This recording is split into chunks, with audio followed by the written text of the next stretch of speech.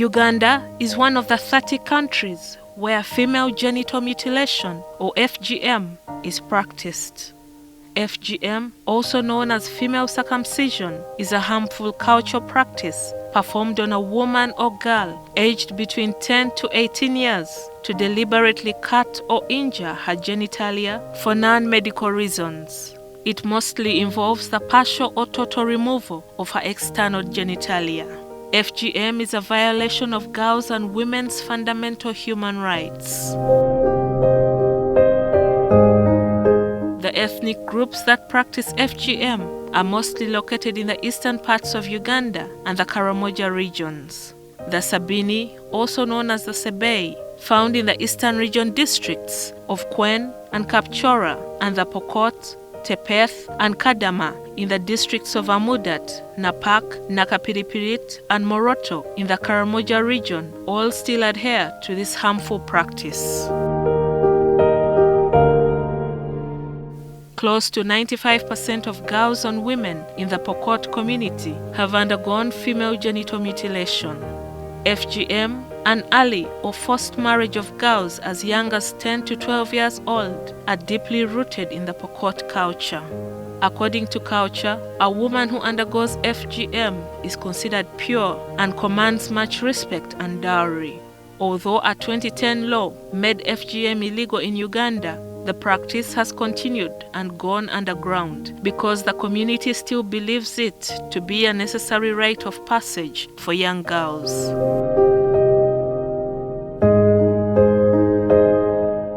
Now, FGM is often practiced in a rush, in unsafe and unsanitary conditions, thus increasing the health risks. Girls travel in small groups to remote areas where they get cut, and sometimes they may seek treatment at health facilities later when the procedure is botched.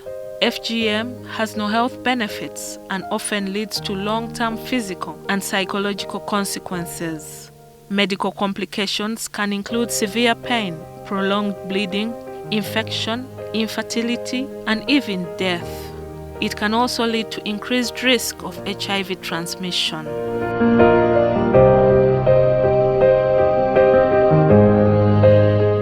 Women who have undergone genital mutilation can experience complications during childbirth, including postpartum hemorrhage, stillbirth, and early neonatal death. It affects one's reproductive health. They find difficulty in giving birth, and many times some of them experience fistula.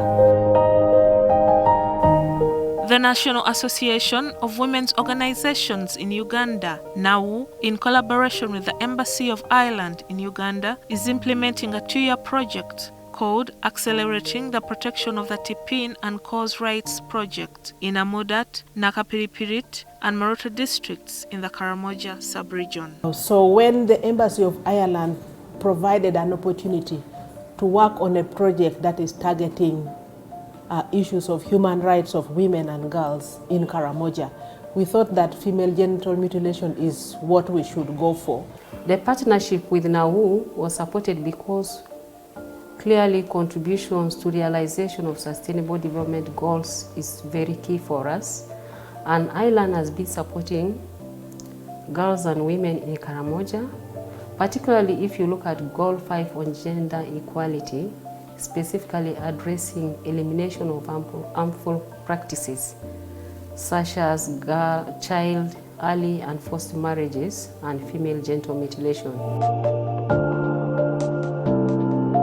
The overall goal of the project is to contribute to protection of the rights of girls and women through supporting efforts aimed at reducing the prevalence of FGM in the communities of Amudat, Nakapiripirit and Moroto districts by 2022. We all deserve to be protected from such violations. Those rights are violated. And above all, the right to life. It is not documented, but some of the girls actually die as a result of FGM. So that informed our choice on what to address. The project is fighting to reduce the bad cultural practices in the community that is Pokot land.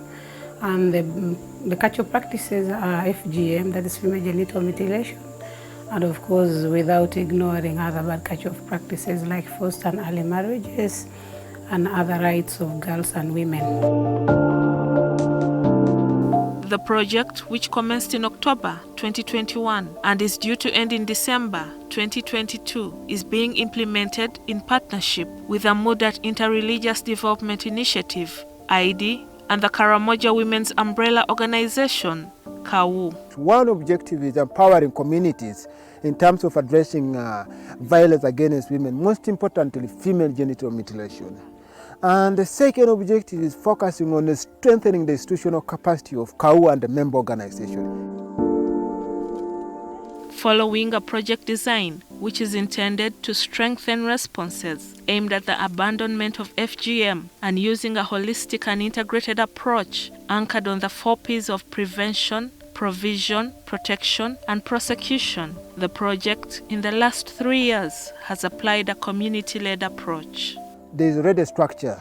Even after the funding has ended, still the combats will continue, creating awareness, engaging the sage beneficiaries, the elders, ensuring that yes, they transform cultures that advance the rights of women and girls. We have been interacting with quite a number of stakeholders to ensure that this project being implemented by NAWOU to really support our girls who are really into the FGM, get out and realize that we have other things to do to ensure that they remain in school. This is entailed at creation of the community-based action team members or combats and strengthening capacities of community structures to monitor, track, and hold duty bearers accountable to the rights of women and girls, particularly in reference to FGM and its effects. And of course, these combats do quite a lot when it comes to FGM prevention and response. They do referral, they collaborate with other stakeholders, they sensitize the community, they engage the elders, those are the custodians of culture. So you realize that is one of the areas really appreciated now. And as a KAWUO, of course, we learned quite a lot in ensuring that yes, we must build the capacity of the people in the community to take up action to address issues that affect them. The project worked with key stakeholders, including girls and boys in and out of school, women, elders, KAWUO member organizations, district local governments in the focus districts, among others.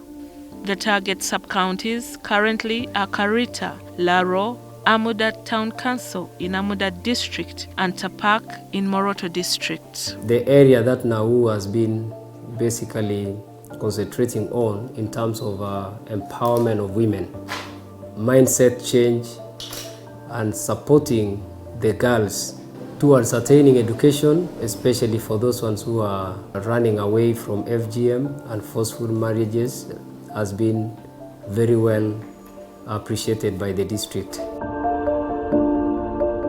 Chepkumon Rebecca was elected the LC1 chairperson of Lochengeng village, partly because of her advocacy for rights of women and girls.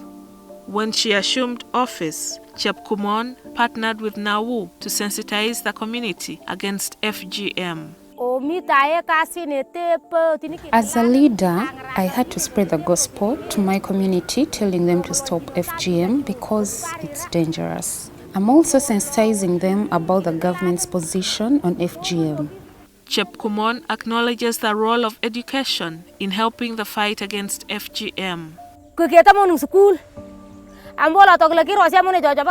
That's why I urge my community that what will end FGM is sending children to school. For example, when you look at the numbers at Katkit Primary School, there is an improvement in the enrollment ever since we partnered with NAWOU. 15-year-old Chelimo Betty and 14-year-old Chebeth Monica are primary 6 pupils of Kalas Girls Primary School. Chelimo and Chebeth ran away from their homes, walking miles through the bushes and dangerous terrain just to escape mutilation. For them, they got annoyed because I'm refusing to go for FGM. Because if you go for FGM, after you go and get married. Because when I ran to school, It's like I blocked their way of getting cows from me. Now they are annoyed now with me. At Karas Girls Primary School, those at high risk of FGM and consequently early marriage is where they go to find safety. This is one of the several safety shelters supported by the Embassy of Ireland and the Amudat District local government. I feel good because the shelters are there, we can sleep well, there is no problem. I feel happy and I feel good with others also. I feel just free because since I came up to now, I know now to write and read. We have been working hand in hand with NAWOU, and we could always address the issues to them, and they could always come on board to support the girls in terms of feeding, because feeding has not been easy. We have been feeding them. We thank you very much, NAWOU, for supporting us in terms of feeding. The girls were put into school and provided with everything because they usually run away with only the clothes they have on.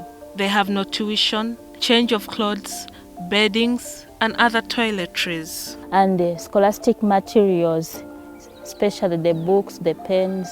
You see, when these girls come here, they come in the way they are. No clothing, no bed sheet, no what.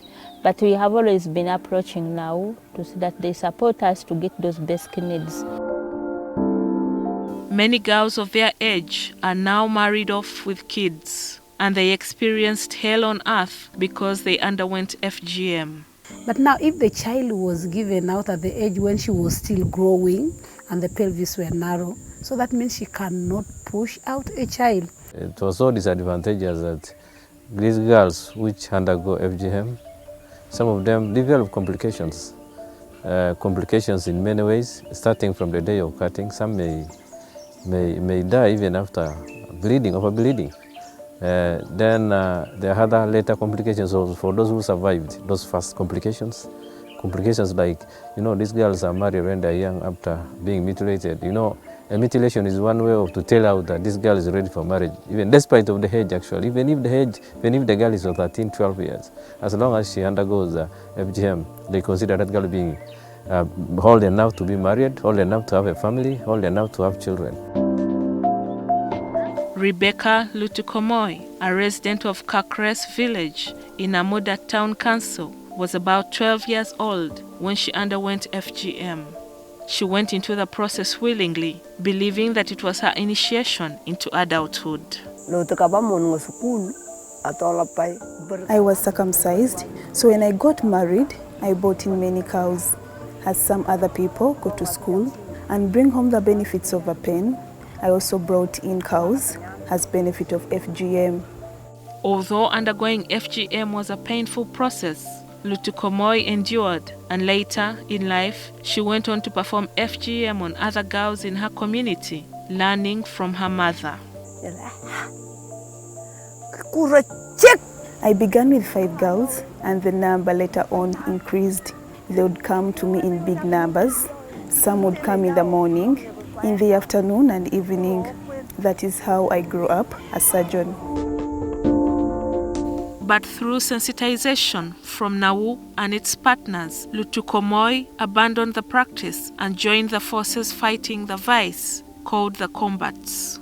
I left it because I felt so bad about the blood that was pouring during circumcision.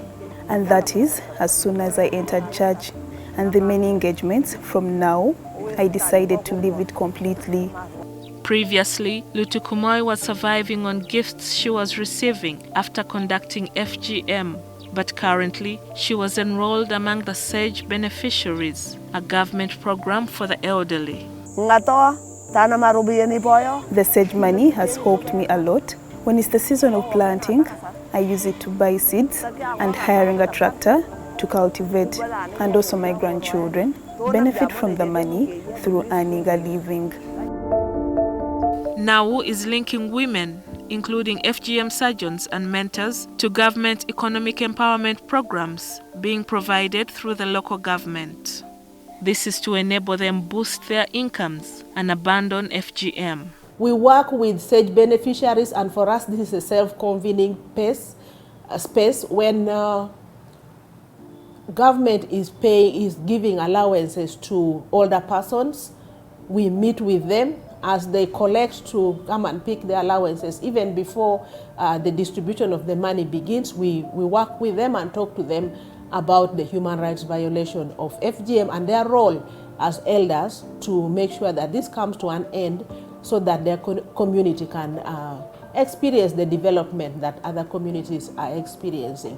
So we have over 80 older men who have said that in their communities they will be talking about ending FGM. We engage the elders to tell them about the disadvantage and how dangerous is practice. We engage women, we engage young girls, we engage most members of the community. We also sensitize them through meetings. The message I give to my fellow Pokotis is that FGM is a bad practice. However much it's our culture, it's a bad one. It's a cultural practice with no benefits. We would have abandoned it by yesterday. The project, which ends in December 2022, is highly commended for FGM norm and mindset change among the Pokot and Tepeth communities. Over 100 fathers. Now we are dealing with Karamoja, and bride price is paid by the father or somebody who is the head of that family. And these men have said we are not contributing bride price for any girl who has undergone FGM because we do not want to be seen to be promoting violation of the rights of women. So that is the standard they have set in their families, and that's what they are going by. And that demonstrates to us that there is attitude change, change of perception. Then there are 91, or probably more now, younger men who have said they are not going to marry any girl who has undergone FGM. That is their choice. But they are also using this as a tool to say this practice is bad and let us abandon it. Because one of the myths is that when you don't undergo FGM, you cannot be married. Right now, as we are speaking, even if you now go to the health centers, they will tell you at least we are witnessing some women who are coming to give birth and they are not cut. We have succeeded actually with working with the KAWUO and NAWOU in general because you find that the cases of FGM have reduced. They have reduced completely. Amudat that initially practiced at 100%, by the time we started, the practice was at 95%. In 2020, when the first phase was coming to an end and we did an evaluation, our estimate is that FGM probably stands at 85% now. I have heard that UBOS has placed it at 80%. However, it would be good to have a proper study by UBOS for us to be able to tell the reduction, but definitely there's a reduction, which for me is an achievement. However, they would still need the program to continue because a lot is still desired. But there's still a lot of work to be done in Amudat. Looking at our education, because we are now using the approach of education to fight FGM. But 2021, the best girl, the best student in Amudat was one of those girls who had run away from FGM, enrolled in the school, stayed in school until she completed, and she passed in first grade. It was the first time for Amudat district to get a first grader in P7, and then it was the first time for a girl to lead in the district. So for us, it was a celebration. Yes, it's one girl who got first grade, but there were many others, and they are now in different secondary schools. And for us, that is an achievement. You realize that the girls who can only be circumcised are those who are at home in those sheds. Because when they sit in sheds with those mothers, the message they're giving them is a negative message. One of the key priorities and strategies of NAWOU to create more awareness is popularizing the 2010 FGM Act. It is supporting the translation of the Act into local languages, which will greatly ease sensitization efforts on the existing law and community surveillance and reporting. We have translated the FGM Act, and also we simplified and then translated. So there is a translation of the law as is, then there is a translation of the simplified version of the law, then there is an abridged version that just talks about what the law is generally. So that information is available in the community, but also with the combats. The current mission strategy is ending on 31st December 2022, and we are now in the early stages of developing or designing a new country strategy. But what we can say is that there is need for coordinated and concerted efforts among the various stakeholders. That includes the government, the local leaders, the cultural leaders and development partners, and other stakeholders.